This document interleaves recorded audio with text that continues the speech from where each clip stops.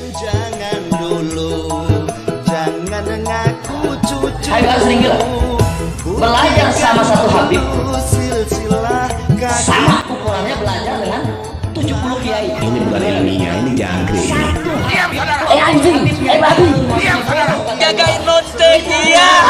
Sama 70 kiai yang alim. Anjing itu nurut, Pak. Dikasih belum dia seperti dikasih emas, disuruh ngelompat, disuruh menari. Tapi kalau udah mulai gaya santri gaya, umat Islam mulai gaya, mulai mengkoreksi Habib, mulai mengkoreksi Muhammad dari Nabi Muhammad SAW. Orang yang seperti itu mirip iblis. Orang yang seperti itu mirip dengan iblis. Orang yang seperti itu mirip dengan iblis. Orang yang seperti itu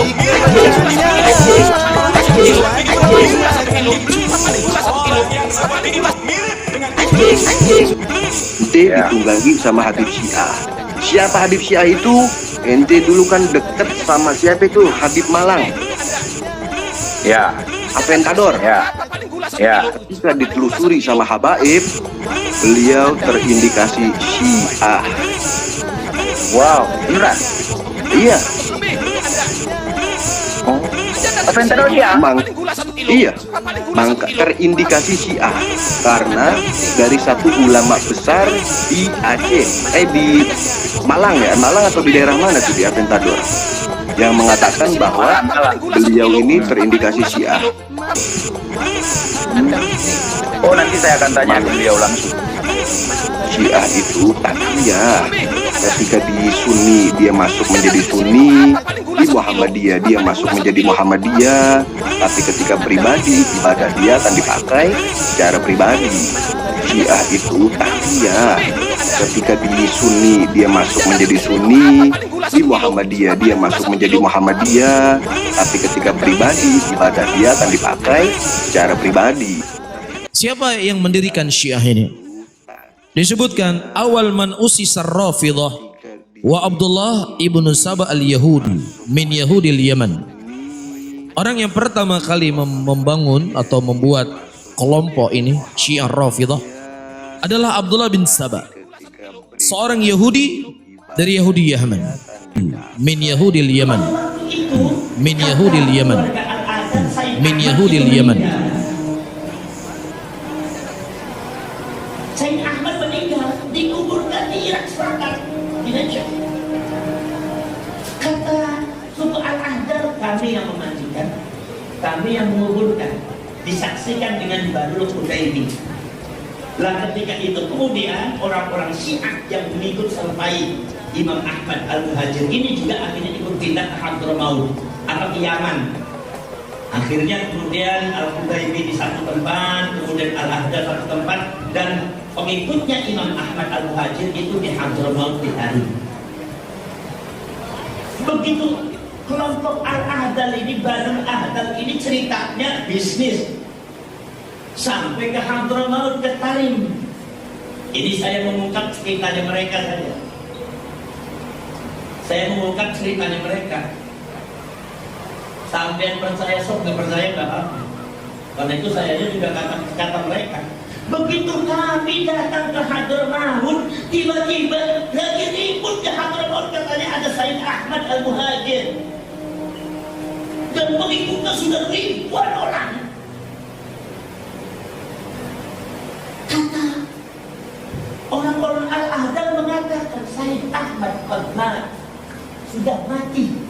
Saya yang menguburkannya, kami yang mematikannya, ada di dalam Najaf. Tapi ketika seperti itu orang-orang yang mengaku dirinya Sayyid Ahmad dan keturunannya, itu subhanallah mengatakan Allah itu pembohong, Al-Hudaybi itu pembohong, penipu. Padahal sebetulnya penipu bukan Al-Ahdal, Al-Hudaybi saja, tapi mereka juga penipu. Itu diperkirakan yang mengatasnamakan Sayyid Ahmad Al-Muhajir dengan putranya yang disebut Ubaidillah, itu diperkirakan, itu menurut orang-orang Al-Ahdar, bahwa itu adalah Syiah Imamiyah dari Irak. Dan itu kebanyakan nisbatnya itu palsu kepada Rasulullah, cuma menjual nasabnya Rasulullah, dan sebetulnya mereka adalah keturunan Yahudi, keturunan Yahudi, keturunan Yahudi, keturunan Yahudi. Allah sangat murka, bukan lagi murka, istadda. Bukan murka saja, murka yang sangat. Allah SWT sangat murka, sangat marah, sangat benci kepada siapa? Man adani, orang yang mengganggu aku melalui anak keturunanku. Siapa orang yang mengganggu aku melewati anak keturunanku. Artinya manakala kita mengganggu anak keturunannya, mencaci, membenci, hasud, sama artinya kita mengganggu baginda Nabi Muhammad. Nah, kira-kira orang yang mengganggu Nabi Muhammad ya kumaha? Pantas kalau mendapatkan satu kebencian dan kemurkaan dari Allah Subhanahu wa taala. Allah marah, Allah murka. Nabi Muhammad itu Habibullah, kekasihnya Allah Ta'ala. Nggak boleh ada orang ganggu Nabi Muhammad, nggak boleh ada orang syirik dengan Nabi Muhammad, nggak boleh ada orang benci dengan Nabi Muhammad, nggak boleh ada orang hasud dengan Nabi Muhammad. Nah begitu juga nggak boleh juga benci dan hasud kepada anak keturunannya. Karena mengganggu mereka sama dengan mengganggu Nabi, membenci mereka sama dengan membenci Nabi, nggak suka sama mereka sama dengan nggak suka Nabi.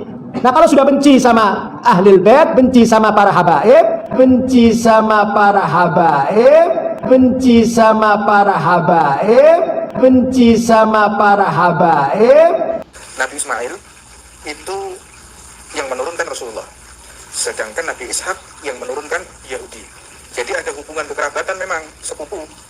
Batu jatuhnya para habaib dengan jatuhnya orang Yahudi itu sepupuan memang. Jadi kalau ada penelitian bahwa habaib itu mirip dengan gen Yahudi, ya betul, Bu Pancen memang sepupunya kok. Ya, jadi sudah betul itu. Nah, pertanyaan saya, apakah habaib ini keturunan Rasulullah? Apakah habaib ini keturunan Rasulullah? Apakah habaib ini keturunan Rasulullah? Benci sama para habaib, nisbatnya itu palsu kepada Rasulullah, cuma menjual nasabnya Rasulullah, dan sebetulnya mereka adalah keturunan Yahudi, keturunan Yahudi, keturunan Yahudi, keturunan